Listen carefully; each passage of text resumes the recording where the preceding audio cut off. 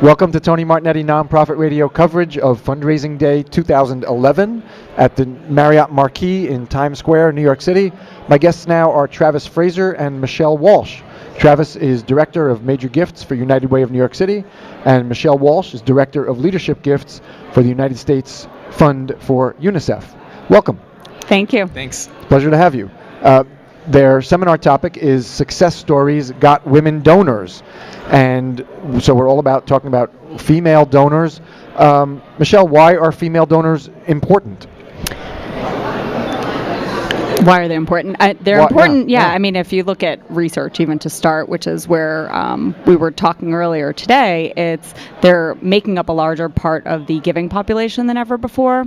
So I was just referencing an article earlier where in 2005 was the first year that the IRS had records that women were actually out giving men as a whole. I think it was something like 21 billion as compared with about 16 or 17 billion.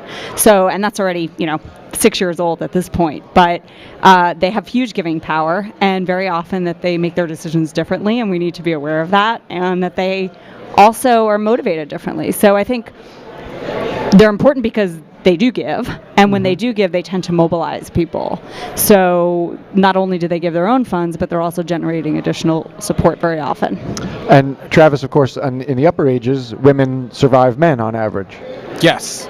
Move a little closer to the mic. Yeah. Sorry. So if we're talking about deferred or planned gifts, women become critical because typically they're inheriting their husband's estates, or a portion of.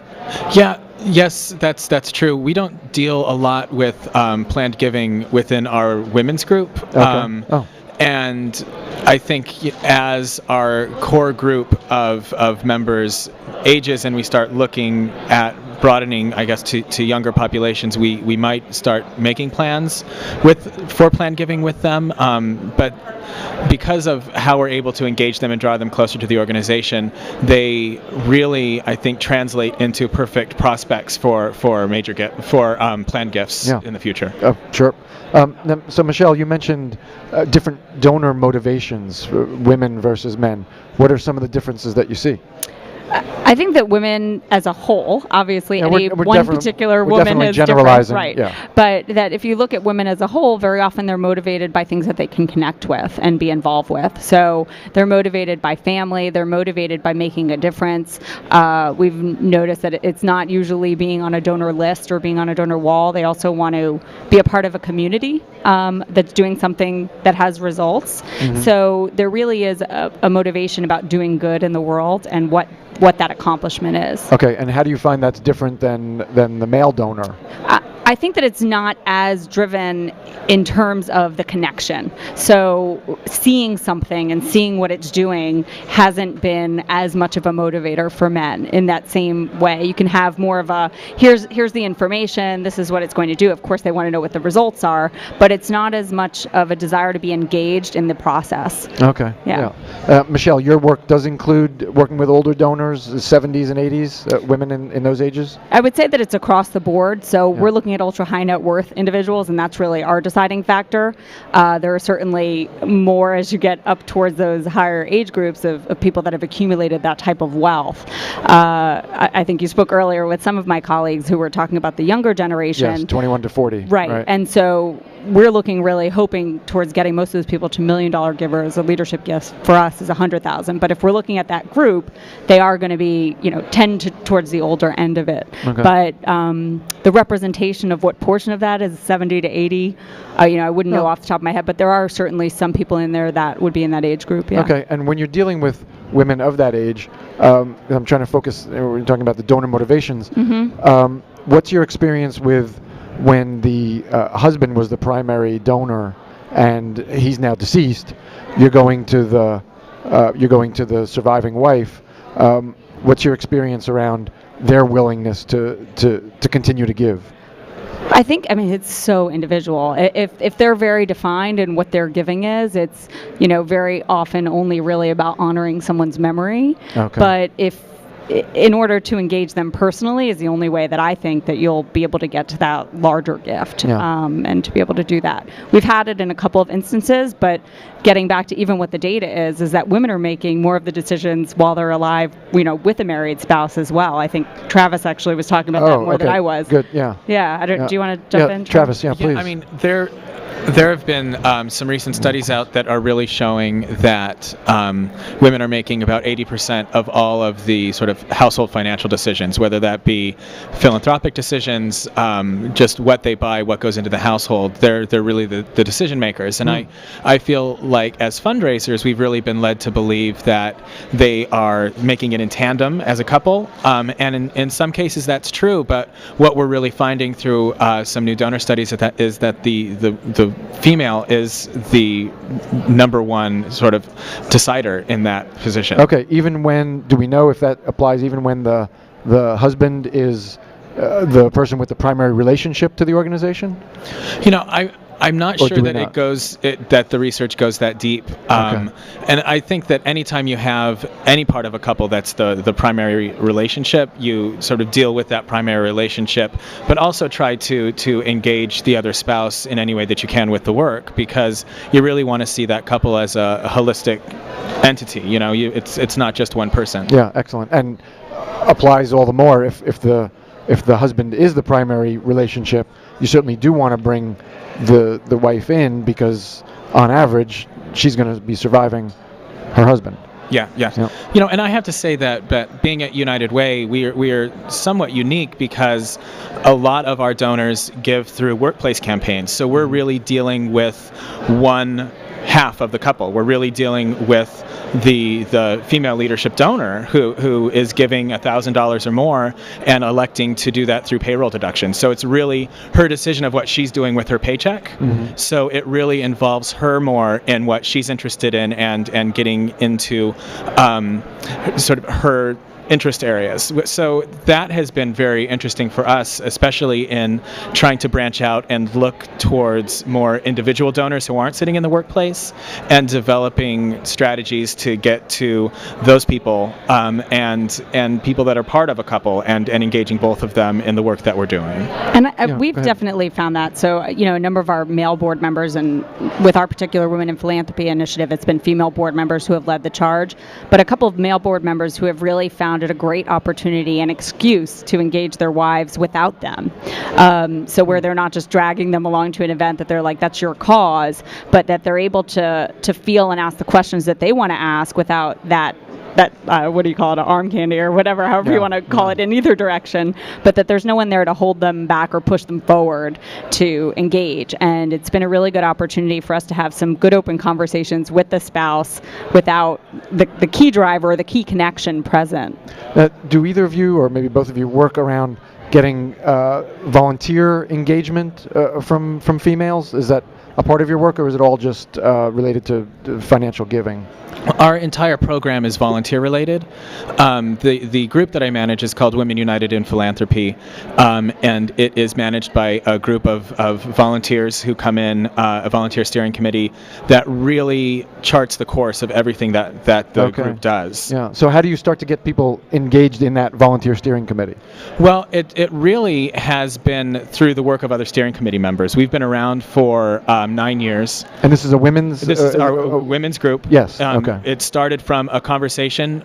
We were challenged by a female donor who asked us what we were doing to engage female donors, and we didn't really have an answer for her. Yeah. So we had a female board member who was very interested in getting to an answer. So she opened her home. We took a look at our lists of donors and sent out invitations to a number of our female donors to come together for a roundtable conversation.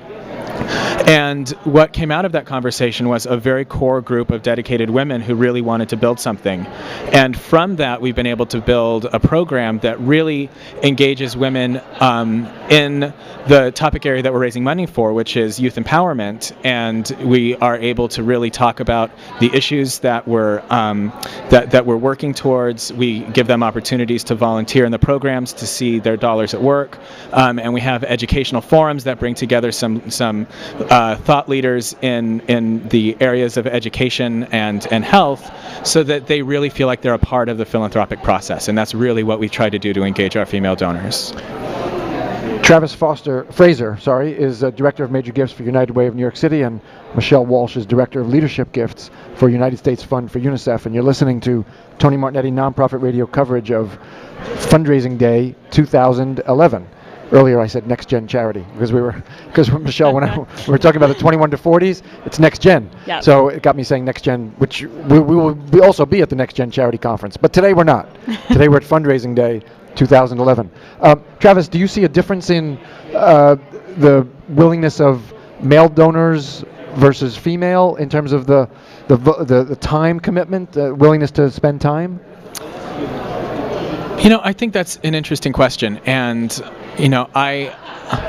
a lot of my work is with our female group, but also with our young professionals group. Okay. And I would say that in our young professionals group, there's really not that discrepancy between the amount of time to volunteer. The males and females of that generation are really wanting to do it together. Okay. And I would say that with the people that I'm working with in the women's group, it is a little bit easier to get women out to volunteer opportunities, because I think they just really want to see the work in the field, and I think a lot of times men can take it from you as the fundraiser to hear about what their work is doing, what the work is doing in the field. Okay. All right. Michele, do you see a difference between men and women in terms of their desire for understanding outcomes and what the impact of their gift is?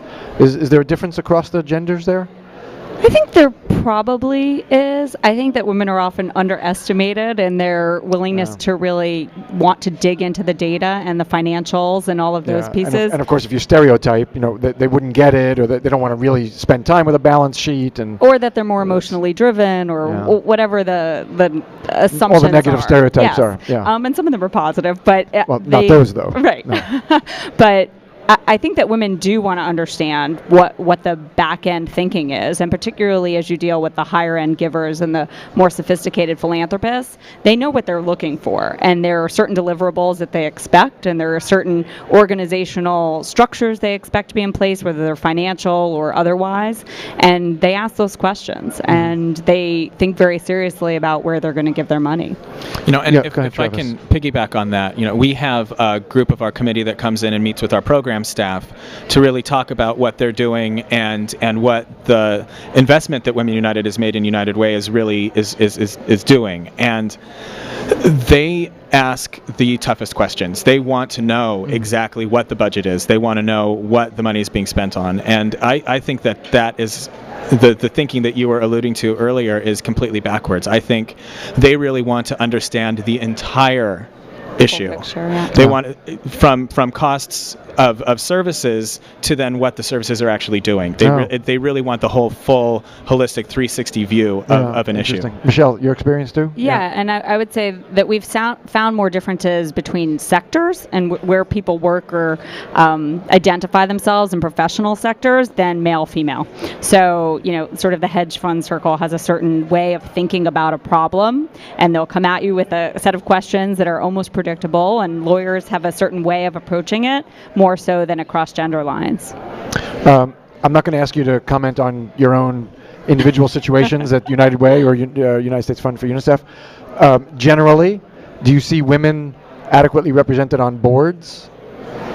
So from where I sit, I think there's a couple of key pieces. One is that our CEO is an amazing female leader, and that has really set the tone in a lot of ways for not only supporting our initiative with women philanthropists, but in board leadership. So there are 4 women, all board members, that are chairing our Women in Philanthropy initiative, and the strategy around engaging ultra-high net worth individuals to support the U.S. Fund for UNICEF. And they have all stepped up phenomenally, and I think it's been critical in having those female representatives on the volunteer level and board leadership roles, and they represent really influential roles in the rest of their lives, and they've brought that to bear on this effort, and it's been absolutely critical. How about you, Travis? Do you worry about, again, not necessarily United Way, but do you worry about there being inadequate representation of women on boards? I think there's more work that needs to be done, but I think that a lot of organizations are realizing that women make very, very strong board members. They're much more thoughtful about the issues. They really want to understand the full picture of what is going on, and they don't just sort of make those knee-jerk reactions. That sounds like an ideal board member to me. I can say for the United Way system, we recently did a survey of the 120 different women's leadership groups that United Way has across our system, and what we have found, which is astounding, is that from the year 2007 to 2009, which had the huge financial meltdown, United Ways that had boards that were made up of 30% or more female participation, their women's group grew about 28%. In fundraising? In fundraising. And really? Dollars contributed. Interesting. Versus those United Ways that had less than 30% makeup of women on their board, their fundraising grew 1%.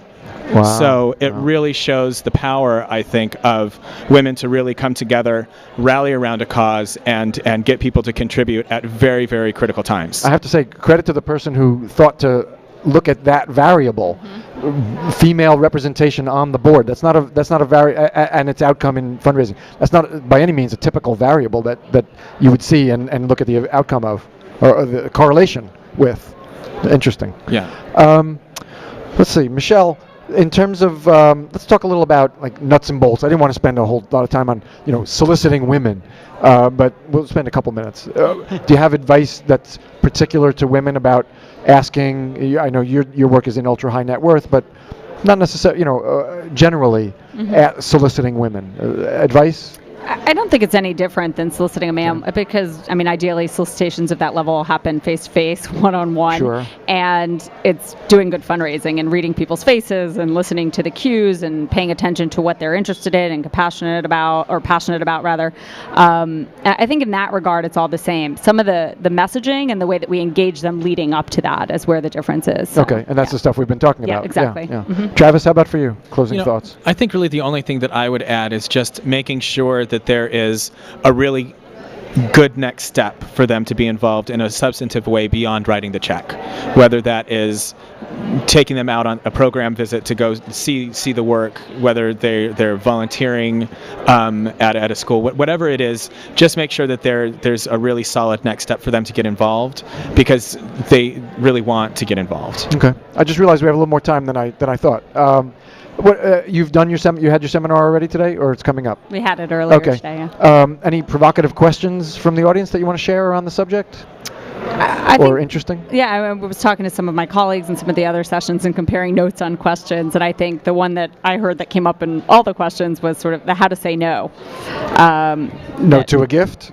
No to the wrong gift, or no to a donor who wants to direct very specifically in a way that's not in line, not or how to give the them, mission. right. They want to make a decision that's not really their decision to make, and navigating that. Did you have that in your session? Or yes, what would you say? Okay. I know. I think one of the most important things as a fundraiser is to know when to say no and how to say no.